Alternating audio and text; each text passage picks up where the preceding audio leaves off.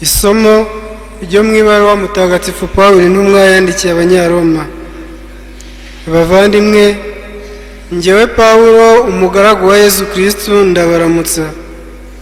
Koko natorewe kuba intumwa, nteganyirizwa kwamamaza inkuru nziza y'Imana yari yarateguje abahanuzi bayo mu byanditswe bitagatifu.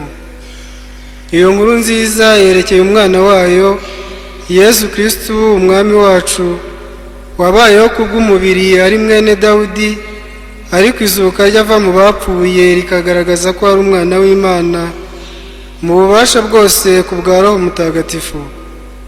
Ni nawe waduhesheje ubutumwa bwo kuyobora mu ikuzo ry'izina rye amahanga yose, ku kwemera ariyo mubarirwamo namwe abahamagawe na Yesu Kristo.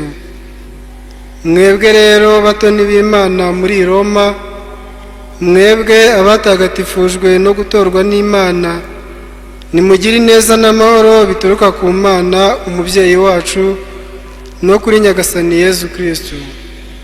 Iryo ni ijambo ry'Imana.